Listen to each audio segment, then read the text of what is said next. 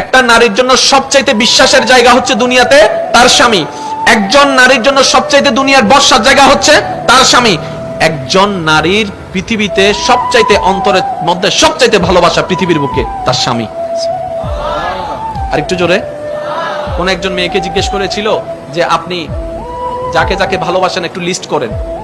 List করার পরে ওনাকে বলা হলো যে আপনি এখান থেকে লিস্ট এখানে কাটতে থাকেন, কাকে কাকে আপনি ফেলে দিবেন। এভাবে কাটতে কাটতে কাটতে কাটতে কাটতে কাটতে এক সময় উনি সবার নাম কেটে দিলেন, স্বামীর নাম রেখে দিলেন। তো জগৎ প্রশ্ন করলো, আপনি এটা স্বামীর নাম রাখলেন কেন? সবাই আমাকে ছেড়ে দিতে পারে, আমার স্বামী আমার হাত কখনো ছাড়বে না। এটার নাম হচ্ছে নারী জাতি। সুবহানাল্লাহ।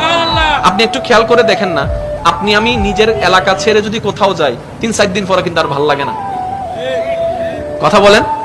নিজের গ্রাম ছেড়ে গেলে অনেকে বিদেশ থেকে আসার পরে দেখবেন গ্রামে নামার পর আগে লম্বা করে নিঃশ্বাস নেই, এই যেন সে কোন প্রাণ খুঁজে পেয়েছে। গ্রামের সেই মাটির গন্ধ তাকে অভিভূত করছে, গ্রামের সে চাচার চেহারা তাকে আনন্দিত করছে। ওই যে অনেকদিন দেখে নাই তো, যে যেখানে জন্ম হয় তার প্রতি একটা ভালোবাসা থাকে।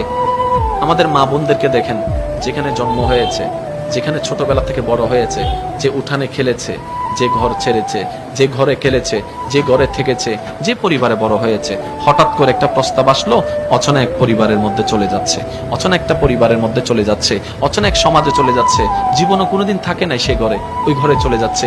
দেখে নাই কোনোদিন মানুষটাকে, ওই মানুষের ঘরে চলে যাচ্ছে। এবার একজন মানুষ হঠাৎ করে এইরকম সিচুয়েশন কিভাবে কমপ্লিট করতে পারে, অবাক লাগে।